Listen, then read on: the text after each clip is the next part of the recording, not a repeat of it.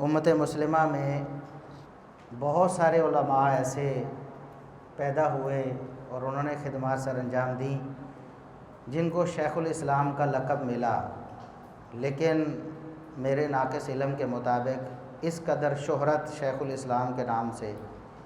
کسی اور عالم کی نہیں ہوئی جس قدر شیخ الاسلام امام ابن تیمیہ رحمہ اللہ تعالیٰ کی ہوئی۔ امام عبداللہ بن مبارک رحمہ اللہ تعالیٰ کو بھی شیخ الاسلام کہا گیا اور دیگر بڑے کبار محدثین اور بعد والوں کو بھی، لیکن امام ابن تیمیہ رحمہ اللہ تعالیٰ کی شان اور ان کا مقام اس حوالے سے منفرد ہے کہ گمراہ فرقوں کے حوالے سے انہوں نے بہت تفصیلی کام کیا۔ دنیا میں اس وقت موجود شاید ہی کوئی ایسی گمراہی ہو جس کا رد شیخ الاسلام ابن تیمیہ رحمہ اللہ تعالیٰ نے نہیں فرمایا، اور بہت مفصل اور بہت مدلل رد فرمایا۔ ایک ہی وقت میں بہت سے گمراہ فرقوں کی جڑیں انہوں نے کھوکھلی کی ہیں، اور میں زیادہ تمہید میں وقت صرف نہیں کروں گا، اتنی بات ہی کروں گا جو ہم نے اپنے اساتذہ سے سنی ہے کہ شیخ الاسلام ابن تیمیہ رحمہ اللہ تعالیٰ کی اگر جلالت علمی کا اندازہ لگانا ہو، ان کے فضائل اور مناقب کا، تو ان کے چند ایک شاگرد ہی بلکہ ان کا نام ہی کافی ہے۔ کسی بھی درخت کا پتہ اس کے پھل سے چلتا ہے، استاذ کا پتہ اس کے شاگردوں سے چلتا ہے۔ جس طرح امام بخاری رحمۃ اللہ علیہ کی جلالت علمی ہم دیکھتے ہیں، امام مسلم رحمۃ اللہ علیہ جیسے شاگرد، امام ترمذی رحمہ اللہ تعالیٰ جیسے شاگرد، تو شیخ الاسلام ابن تیمیہ رحمۃ اللہ علیہ نے بھی اس امت کو کئی ایک علوم اور فنون میں ایسے ایسے ماہرین دیے ہیں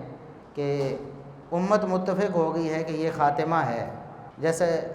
تفسیر میں حافظ ابن کثیر رحمہ اللہ تعالیٰ یہ شاگرد ہیں ابن تیمیہ رحمۃ اللہ علیہ کے، تو خاتمۃ المفسرین ان کے نام کے ساتھ بجا طور پر لکھا گیا، اور آج بھی ایسے ہی ہے۔ ابن تیمیہ رحمۃ اللہ علیہ کے یہ شاگرد ابن کثیر رحمۃ اللہ علیہ، ان کی تفسیر کے بعد کوئی تفسیر جو کتاب و سنت کے منہج پر لکھی گئی ہے وہ ابن کثیر رحمۃ اللہ علیہ کو مد نظر رکھے بغیر نہیں لکھی گئی، اور قیامت تک ایسا نہیں ہوگا۔ تو خاتمۃ المفسرین ہیں، وہ مورخ بھی ہیں، تاریخ البدایہ والنہایہ اور بھی کتابیں اصول پر ان کی کتابیں ہیں۔ اسی طرح ابن القیم رحمۃ اللہ علیہ بہت عظیم الشان شخصیت ہیں اس امت کی، بلکہ حافظ ابن حجر رحمۃ اللہ علیہ نے تو لکھا ہے کہ اگر شیخ الاسلام ابن تیمیہ رحمۃ اللہ علیہ کی اور کوئی فضیلت اور کوئی منقبت ہمیں معلوم نہ ہو، دنیا میں ان کا ایک ہی شاگرد ابن قیم ہوتا، یہی ان کے علم و فضل کے لیے کافی تھا۔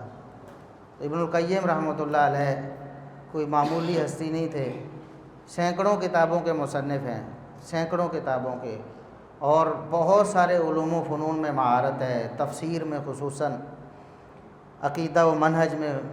اور بہت سارے علوم میں۔ اسی طرح علامہ ذہبی رحمۃ اللہ علیہ جیسا شاگرد ابن تیمیہ رحمۃ اللہ علیہ نے امت کو دیا کہ بجا طور پر آج بھی اگر کسی نے علم رجال میں کسی کی شان بیان کرنی ہو تو ذہبی دوراں کہتا ہے، تو علامہ ذہبی رحمۃ اللہ علیہ استعارہ بن گئے نقد رجال میں۔ اسی طرح وہ بھی مورخ ہیں، تاریخ الاسلام ان کی کتاب ہے، سیر و اعلام النبلاء اور دیگر کتابیں ہیں۔ اسی طرح ابن عبد الہادی رحمۃ اللہ علیہ، یہ بھی شاگرد ابن تیمیہ رحمۃ اللہ علیہ کے بہت بڑے امام ہیں۔ حافظ ذہبی رحمۃ اللہ علیہ جیسے ناقد بھی ان کی تعریف میں رطب اللسان ہیں، حالانکہ یہ بھی شاگرد ہیں ابن تیمیہ رحمۃ اللہ علیہ کے،